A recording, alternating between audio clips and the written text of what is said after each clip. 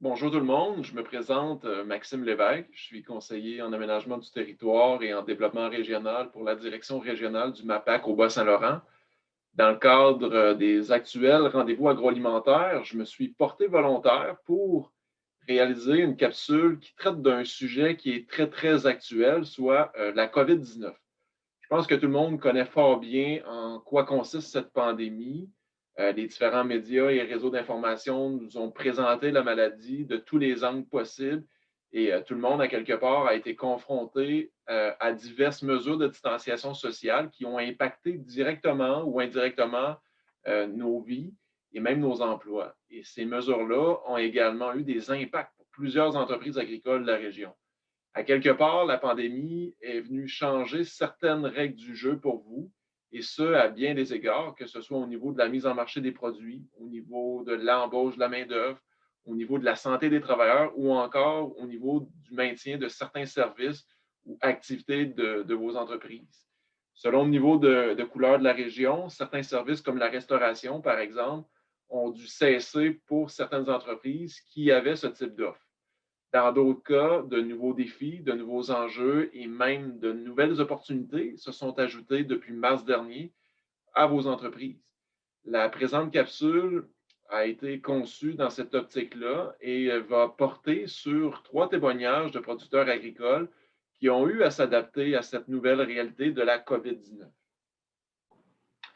Donc, pour le premier témoignage, j'ai le plaisir d'accueillir Madame Nancy Pouliot de l'entreprise du ranch Bison-sur-Mer, située à Sainte-Luce, qui a accepté mon invitation afin de venir partager son expérience au niveau de la gestion d'une entreprise en temps de COVID-19. Premièrement, Madame Pouliot, bonjour et merci infiniment d'avoir accepté mon invitation. Bonjour, ça nous fait plaisir.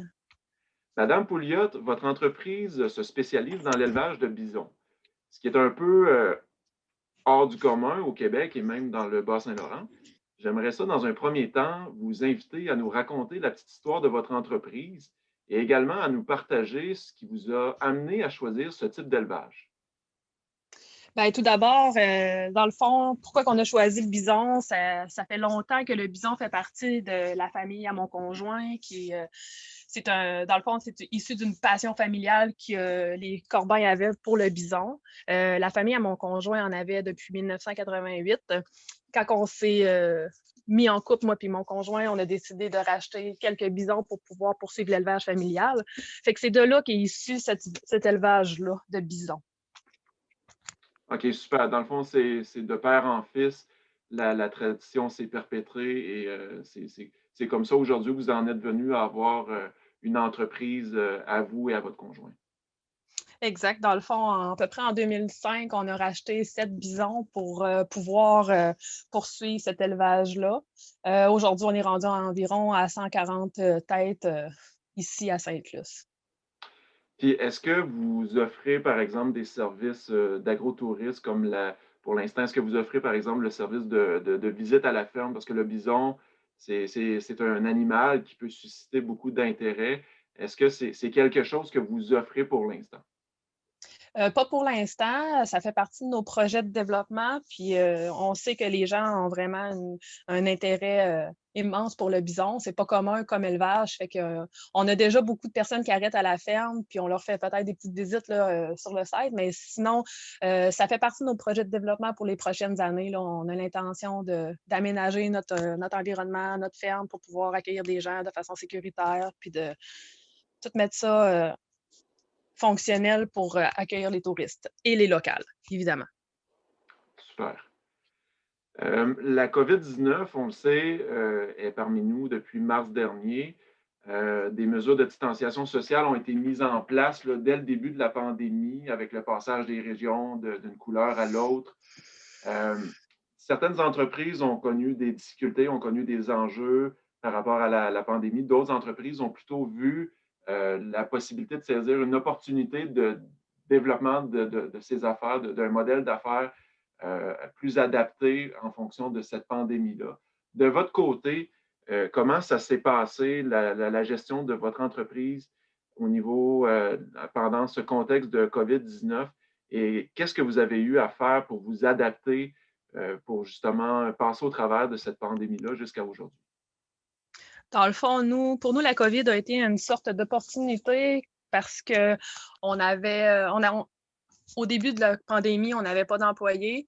On avait spoté quelqu'un qui était un employé de rêve, mais qui avait déjà un travail dans une autre entreprise, mais qui, suite à la COVID, a perdu son emploi. Fait que ça nous a permis de commencer avec cet employé-là. Aussi, tout l'engouement face à l'achat local puis à l'achat de produits d'ici, les gens, on a vraiment ressenti un peu un besoin de s'adapter. Fait que ça nous a permis d'ouvrir une petite boutique directement à la ferme où c'est qu'on peut offrir nos produits. Fait que tout ça mis ensemble, aujourd'hui, on vend notre produit directement à la ferme. On a un employé de rêve qui nous aide à avancer dans nos projets. Puis, c'est ça. Fait que dans le fond, le COVID, pour nous, ça a été un peu du bon. On a été aussi chanceux de pouvoir compter sur notre gouvernement sur la MAPAC, l'aide du MAPAC, pour pouvoir adapter notre entreprise de façon correcte à la COVID, là, avec toutes les mesures d'hygiène et tout ça. Fait qu'on a été aidés par certaines personnes de la MAPAC pour pouvoir bien faire ça, respecter les règles sanitaires de notre gouvernement. Puis vous dites dans le fond que la mise en marché directement à la ferme, c'est tout récent, ça a été fait dans le cas pendant la pandémie. Avant cette mise en marché-là de proximité, de quelle façon, en fait, là, que euh, vous mettiez en marché votre production de bisons? Avant, dans le fond, on vendait nos bisons vivants. On vendait ça à des grosses entreprises, des gros grossistes, dans le fond, qui venaient ici avec leur camion, embarquaient nos bisons, puis qui s'occupaient après ça de la mise en marché. Fait qu'il n'y avait rien de local. Tout était exporté à l'extérieur. Aujourd'hui, avec la COVID, on a permis, dans le fond, on a fait affaire avec l'abattoir de Luceville qui nous a permis de pouvoir abattre nos bisons pour pouvoir vraiment développer un marché de proximité. Fait que tout se passe à plus ou moins 10 km de la ferme, ce qui est super parce que nous, on croit beaucoup au bien-être animal. Fait que le fait de pouvoir transporter nos bisons de la ferme à Sainte-Luce à l'abattoir de Sainte-Luce pour pouvoir faire la mise en marché dans les environs, c'est vraiment super pour nous. Puis est-ce que vous avez accès aux différents marchés publics? Est-ce que vous avez en fait adapté votre offre pour des marchés publics également? Effectivement, nous, cet été, plus cet automne, on a fait affaire avec le marché public de Sainte-Flavie et aussi le marché public de Rimouski. Ça a été vraiment une belle expérience, puis ça a été vraiment, les gens ont été très réceptifs, puis ça s'est super bien passé, fait qu'on compte pour se présenter là-bas dans les prochaines années aussi, là, toujours pouvoir faire affaire avec les marchés publics de notre région. Ça nous permet d'offrir une belle visibilité puis d'offrir nos produits à une plus grande clientèle. Super, excellent. Dans le fond, la COVID-19 a été pour vous un tremplin pour le développement d'un marché local. Dans un avenir approché ou même dans les prochaines années, comment vous voyez le développement de votre entreprise? Est-ce que vous avez l'intention de continuer à diversifier en fait votre offre de services au niveau de l'agrotourisme? Est-ce que vous avez l'intention de diversifier même votre type de production, prendre de l'ampleur au niveau de votre production? Ben, on se rend compte que les gens ont vraiment un intérêt. Va falloir peut-être agrandir notre cheptel, fait qu'on compte bien s'adapter à ça. Pour ce qui est de l'agrotourisme, c'est sûr que ça fait partie de nos projets. On a beaucoup de pain sur la planche, comme je le disais, mais c'est vraiment, je dirais, d'ici 2 ans maximum, on compte offrir une visite puis certaines activités directement à la ferme. On voudrait développer certains produits en lien avec le bison et peut-être autre chose aussi. Je vais garder quelques surprises, mais si vous nous suivez, vous allez être à l'affût de tout ce qui s'en vient pour le ranch des bisons sur mer. Excellent. Puis j'imagine qu'on peut vous suivre sur votre page Facebook. Je pense même que vous avez un site Internet aussi qui est en développement. Exactement, on a une page Facebook qui est très, très réactive et une page web qui s'en va. On compte faire une boutique en ligne, là, faire un site web transactionnel. Vous allez pouvoir vous procurer nos produits via ce site-là, puis il va y avoir des livraisons un peu partout au Québec. Ça fait partie de nos projets qui seront réalisés dans un avenir rapproché. Excellent. Ben, merci beaucoup. C'est toujours plaisant de voir que malgré le contexte difficile de la COVID-19, il y a des entreprises de la région qui peuvent quand même en tirer leur épingle du jeu. Je vous remercie beaucoup de votre participation à cette capsule. C'est très apprécié et je crois fort bien que votre expérience va pouvoir, pour d'autres producteurs agricoles, susciter un intérêt et en venir également développer d'autres produits du terroir dans notre région. Merci beaucoup, Madame Pouliot. Merci à vous. Bonne fin de journée. Bonne fin de journée. Pour le deuxième témoignage, j'ai le plaisir d'accueillir Madame Cathy Dickner de l'entreprise Amouraska, un vignoble situé à Saint-Alexandre de Kamouraska. Madame Dickner, bonjour. Bonjour, Merci beaucoup d'avoir accepté mon invitation à participer à cette capsule. C'est fort apprécié. ça fait plaisir. Vous vous spécialisez dans la production de vins et de produits alcoolisés. Est-ce que vous pouvez nous raconter comment tout ça, votre entreprise, votre projet, a débuté? Comment cette idée-là de se lancer dans la culture de la vigne dans le Bas-Saint-Laurent et la production de vin a pu se matérialiser et devenir l'entreprise Amouraska que l'on connaît aujourd'hui? Ben, nous, on a acheté en 2017, ça fait quand même pas longtemps. Le vignoble Amouraska était existant, le vignoble et le verger étaient existants, donc on a acheté quelque chose qui était déjà là. On a acheté l'établissement et tout ce qui est culture. Donc, on n'est pas parti de zéro. C'est ça qui nous a aidés. C'est ça. Moi, je retourne à l'école en gestion d'entreprise agricole pour pouvoir démarrer mon entreprise. Puis on a trouvé ça ici, là, ça a vraiment été un coup de cœur. Puis on est parti de là, puis on est en train de grossir là, pour faire quelque chose de plus intéressant avec une offre différente, une offre où que les gens peuvent vivre l'expérience au vignoble là, directement. Là. En temps normal, sur votre entreprise, qu'est-ce qu'on peut consommer, qu'est-ce qu'on peut réaliser comme activité agro-touristique? Ben ici, on est un bistrot boutique avec une terrasse. On va avoir une deuxième terrasse l'été prochain. Donc, les gens peuvent venir essayer nos produits. On a quand même plusieurs. On a à peu près, l'année passée, on avait 10 produits différents. Donc, c'est quand même intéressant comme offre. Que ça permet d'avoir 2 palettes de dégustation, des cocktails, des verres de vin, puis tout ça accompagné de produits du terroir, là, assiette de fromage, charcuterie, poisson fumé, salade et tout. Là. Donc, ça fait quand même une belle expérience que les gens peuvent venir faire, venir essayer les produits du terroir. Et c'est ça, tout nouveau cette année, là, les paniers pique-nique, là, qui était une nouvelle offre due à la COVID. Là. Et la mise en marché des produits, j'en comprends que ça se fait directement à la ferme, que vous n'avez pas nécessairement de produits offerts sur les tablettes des épiceries, par exemple, ou des commerces dans la région. Ben, c'est sûr que nos clients aimeraient ça, mais on est une petite entreprise, on est en train de grossir, mais on n'est pas capable de fournir à la demande. Donc, on priorise toujours notre vignoble. C'est pour ça qu'on ne retrouve pas bien dans d'autres épiceries. Puis, l'autre difficulté qu'on a, c'est que nos crèmes, dues aux lois, on n'est pas capable de les vendre dans les épiceries. On peut les vendre dans les restaurants, mais pas les épiceries à cause du taux d'alcool. Donc, c'est ça. Ça nous apporte des difficultés de ce côté-là. OK.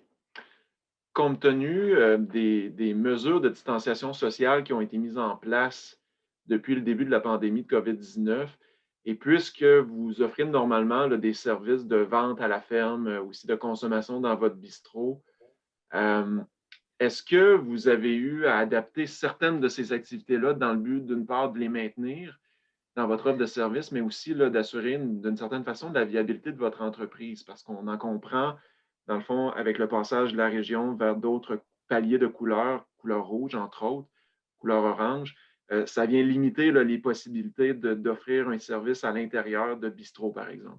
Est-ce que vous avez eu à vivre ces enjeux-là? Puis de quelle façon vous avez adapté votre offre de service pour maintenir là, les activités à la ferme?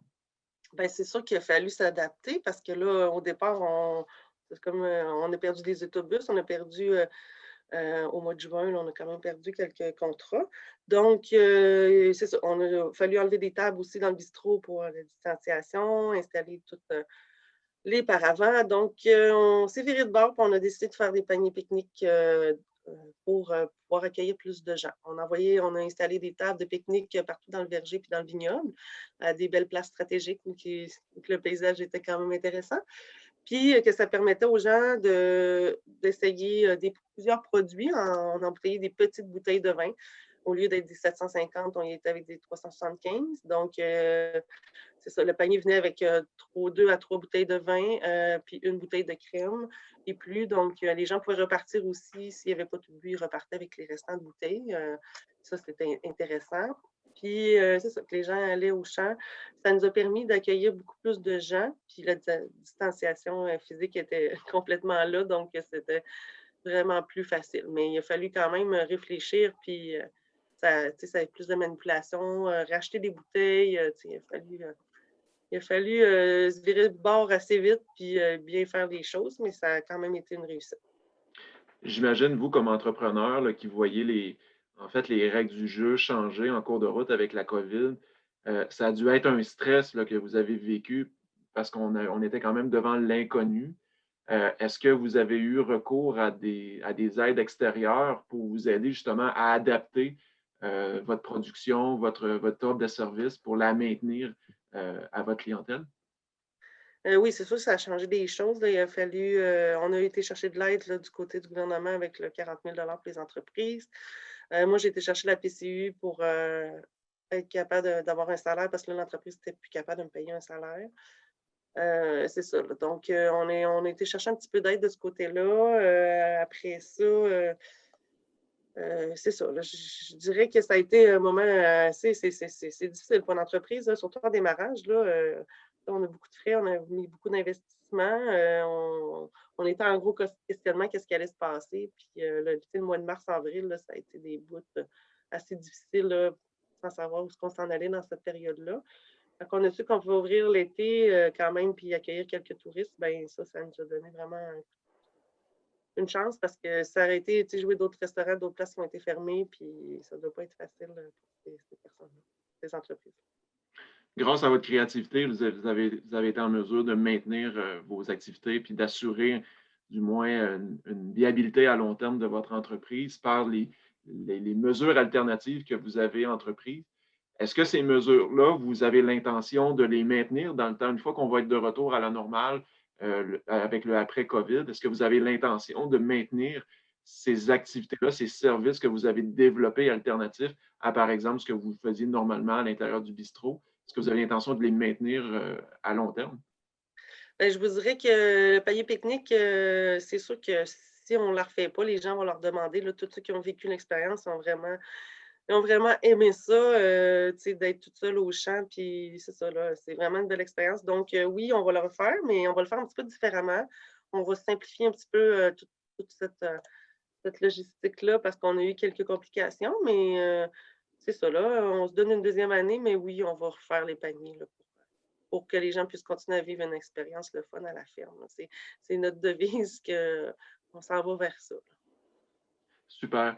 Et dans un autre ordre d'idée, pour réaliser l'ensemble de ces activités-là, est-ce que vous avez besoin d'embaucher de la main-d'œuvre, par exemple pour la cueillette au champ, pour justement les activités de transformation, également pour justement le service aux clients à la ferme?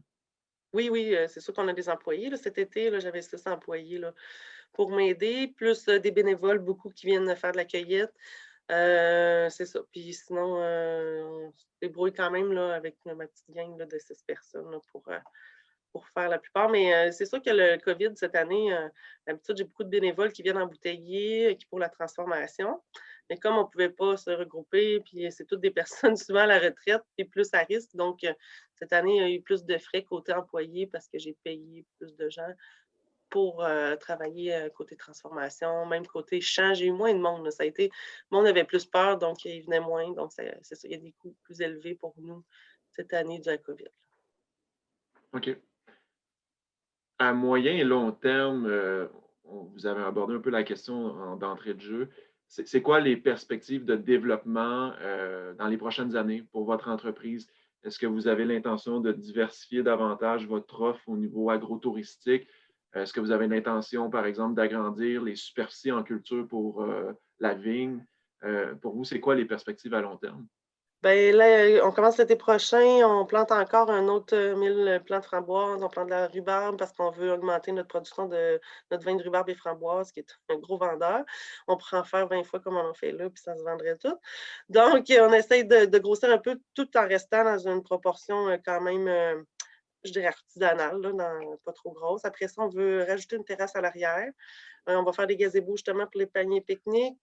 Puis c'est ça, rajouter, on va replanter aussi là, de la prune, de la cerise, un petit peu d'aronia, qu'on est vraiment dans la structure. Puis l'autre chose qu'on va rajouter aussi, là, je manque de temps, là, je manque un petit peu de tout. Là, ça, je dirais que c'est un enjeu ici. Donc, ce serait d'outiller aussi, là, être une distillerie aussi artisanale, en faisant une deuxième fermentation, puis en faisant des produits comme du gin puis des eaux de vie, en fin de compte. OK. Oui. Dans le fond, on peut suivre l'ensemble de ce développement-là de vos activités sur votre site, sur votre page web, également sur la page, votre page Facebook.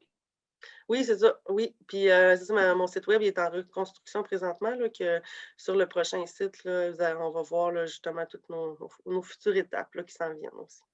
Parfait. Je vous remercie beaucoup, Madame Dickner, de votre participation, de votre témoignage en lien avec la gestion d'une entreprise dans cette période difficile de COVID-19.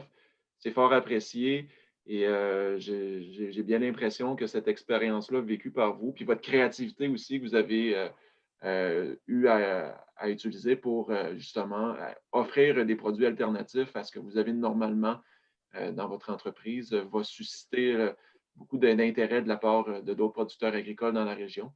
Donc, je vous remercie beaucoup Ça fait plaisir. et je vous souhaite une excellente journée.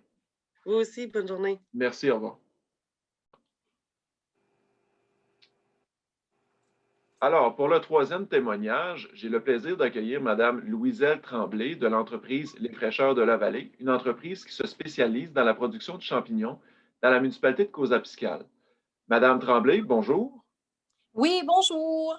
Je tiens tout d'abord à vous remercier d'avoir accepté mon invitation pour participer à cette capsule. C'est très fort apprécié. Merci beaucoup. Et moi, ça me fait vraiment plaisir de pouvoir témoigner de mon Super. expérience. Merci beaucoup. Vous vous spécialisez dans la production de champignons, madame. Est-ce que vous pouvez nous raconter la petite histoire de votre entreprise? Oui, alors on fait des champignons pleurotes chez nous. C'est une champignonnière qu'on a débutée en 2004. Moi et mon conjoint Clément Lemieux. Et là, on est rendu en 2020. Ça fait déjà 16 ans qu'on fait de la vente de champignons frais. Et depuis quelques années, nous avons ajouté aussi la vente de champignons sauvages en saison. Et vos produits, est-ce que avant la pandémie COVID-19, à quel endroit vos produits étaient disponibles? Bon, nos produits, nos champignons frais, au tout début, je dirais en 2004, ça se limitait vraiment Bas-Saint-Laurent, Gaspésie, avec un distributeur au niveau de la Gaspésie. Quelques années plus tard, on a décidé d'élargir un peu nos horizons. Donc, on a commencé la livraison à Québec, dans la vieille capitale. Et ça fait à peu près une dizaine d'années qu'on livre à Québec. Ça veut dire qu'on fait tout le trajet, tout le long quand même. On part de Rivière-du-Loup. Il y a quand même quelques endroits tout le long montant qu'on fait la livraison. Alors, c'est toujours des champignons frais. Notre production est à 90% destinée aux restaurateurs. La balance, je dirais que c'est un peu les épiceries. Mais en gros, c'est les restaurateurs, là, nos clients. OK. On le sait, les mesures de distanciation sociale ont été mises en place dès le début de la pandémie COVID-19 et ça a fait en sorte d'engendrer beaucoup de contraintes d'opération pour une multitude d'entreprises du secteur bioalimentaire et votre entreprise fait partie de celles qui ont fait face à des enjeux. Est-ce que vous pourriez nous exposer en quoi consistent ces enjeux, en quoi consistent les difficultés ou même les opportunités que vous avez rencontrées depuis le début de la pandémie en mars dernier? Bon, c'est sûr qu'au mois de mars, ça a été vraiment pas facile parce que, étant donné que notre clientèle, c'est les restaurateurs, donc les restaurants ont fermé. La seule chose qu'ils pouvaient faire, c'était des take-out, des mets pour emporter. Ce qui fait qu'il n'était plus question pour moi de livrer des champignons pleurotes parce qu'en général, eux se servent de nos champignons dans des tables d'hôtes, donc en salle à manger. Comme les salles à manger étaient fermées, ils n'achetaient plus de champignons pleurotes. Donc, du jour au lendemain, on s'est ramassé qu'on n'avait plus de clients. Les seuls qui nous restaient, c'était les épiceries et les petits restaurants, je dirais les restaurants du coin. Je pense à Colombe-Saint-Pierre, du restaurant chez Saint-Pierre au Bic, qui nous a acheté cette année, mais vraiment une bonne quantité de champignons qui nous a aidés vraiment. Bon, c'est sûr que les restaurants, c'était comme terminé un peu pour nous. Les épiceries, ça représentait vraiment un pourcentage vraiment minime, mais on continuait à en livrer quand même. L'autre problème qu'on a eu aussi, c'est pas juste une question de vraiment avoir moins de revenus vu la vente de champignons dans les épiceries, mais c'est surtout la perte de production parce que on avait beaucoup de sacs de culture, de substrats prêts à faire fructifier qui étaient entreposés dans la chambre froide. Mais dans une chambre froide, là, c'est juste un certain temps qu'on peut les mettre dans la chambre froide. Comme on a été un peu comme arrêté de mars à aller jusqu'au 15 de juin, bien, qu'est-ce qui est arrivé? C'est que nos sacs de culture, on a perdu énormément. J'avais un sac qui poussait des champignons sur 2. La chambre froide était pleine à craquer. Ça représente quand même 20 000 $ de sacs de culture. On a réussi quand même à en réchapper quand même une bonne gang là-dessus, là, mais il reste que ça nous a affecté grandement aussi. Là. Et c'est la même chose qu'on vit cet automne. Les salles à manger sont encore fermées, on est en zone rouge. Là, depuis un certain temps, je ne vends plus de champignons dans les restaurants, c'est uniquement dans les épiceries. OK. Alors, qu'est-ce qu'on a fait? Fallait quand même trouver une solution. Donc, on a décidé, c'était déjà on avait déjà projeté de faire ça, mais disons que ça l'a comme devancé un petit peu. C'est qu'on a fait la vente de champipots ce printemps. Donc, on a offert à la population la possibilité de faire pousser des champignons à la maison avec des champipots. J'ai eu un bon coup de pouce aussi de la MRC qui nous a aidés avec, étant donné qu'ils ont un réseau de contacts plus élargi que le mien. Ça a aidé beaucoup à rejoindre les gens de la vallée, puis j'avais même des gens de Matane qui m'appelaient pour avoir des champipots. Alors, l'idée, c'était de faire pousser des pleurotes à la maison, mais à l'extérieur, soit dans l'aménagement, en dessous d'un arbre. Fait qu'on vendait ça dans des pots de 2 gallons. On a eu une belle réponse. Ça a été surprenant. Je ne pensais pas que ça allait pogner autant que ça. Ça a été très intéressant. Ensuite, c'est sûr qu'on a envisagé aussi de vendre dans les marchés publics. Je n'avais jamais touché au marché public, étant donné que ce n'était pas mon créneau de la vente directe avec le client. Donc, on a commencé cet automne. J'ai fait 3 semaines au marché public d'Amkoui. J'ai adoré ça. Et ça, c'est sûr que c'est quelque chose qu'on va continuer en 2021, ça, c'est certain. Puis même, possiblement, soit Montjoly ou Rimouski pour le marché public. Aussi, c'est qu'on a fait un retour un petit peu aux sources dans le sens que par le passé, quand on a démarré notre champignonnière, on faisait de la transformation de produits séchés. Donc, on avait des pleurotes séchées, de la chapelure, du poivre, de champignons.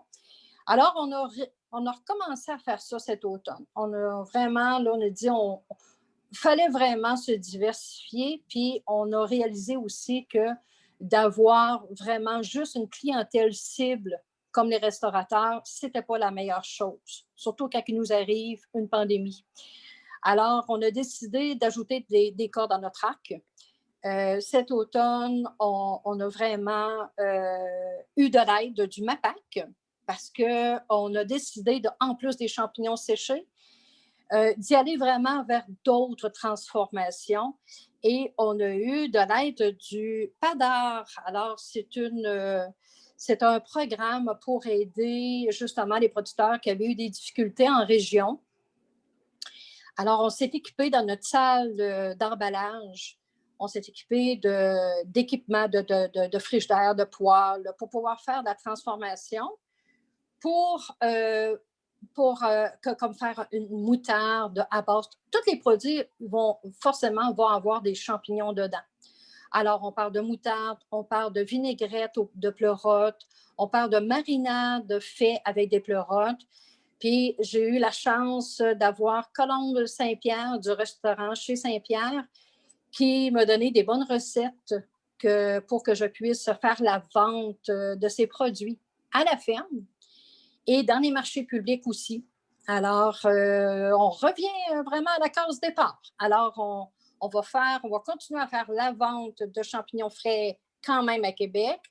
On fait de la transformation, les champipots vont revenir et j'ai même de la formation que je veux donner aux gens pour faire pousser même les pleurotes au jardin. Ça, j'ai commencé à en parler, puis j'ai des gens qui seraient intéressés.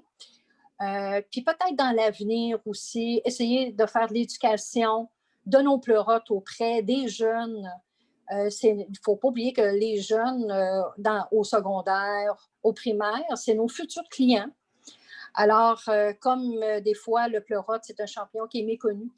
Donc, on aimerait bien pouvoir faire de la formation dans les écoles. Mais ça c'est pas pour 2021. Là. C'est sûr qu'on va engager aussi. On va sûrement avoir un employé qui va nous aider à faire tout ça parce que sans ça, on aura passé de 24 heures dans une journée.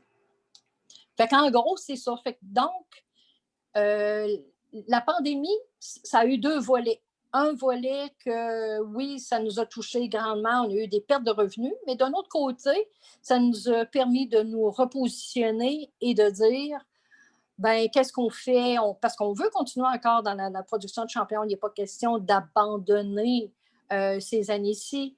Fait qu'on a dit, regarde, on va faire autrement. On va s'ajuster, puis on va aller de l'avant. C'est ce qu'on a fait. Donc, la pandémie vous a quelque part forcé à vous diversifier et non pas nécessairement vous diriger vers les restaurateurs ou les épiceries. Vous avez vraiment développé des produits pour le marché de proximité, dont les champipots, qui doivent être très populaires auprès des jeunes familles, j'imagine. Oui, franchement, c'est une belle expérience pour nous et pour eux parce que les gens pensent des fois que les champignons, ça pousse dans les champs. Oui. Fait que donc, arriver avec le pot qui est déjà tout ensemencé, la semence est dedans, ils ont des champignons presque dans la même semaine et ils peuvent repousser une deuxième fois. J'ai des gens qui ont même dit que ça avait repoussé jusqu'à 3 fois. Fait que donc, en même temps, c'est de voir le champignon qui pousse puis qui se développe très rapidement. Quand on dit ça pousse comme des champignons, c'est parce que ça se développe terriblement vite. Fait que oui, l'expérience a été bonne. Les gens ont vraiment adoré puis on revient avec ça au printemps 2021.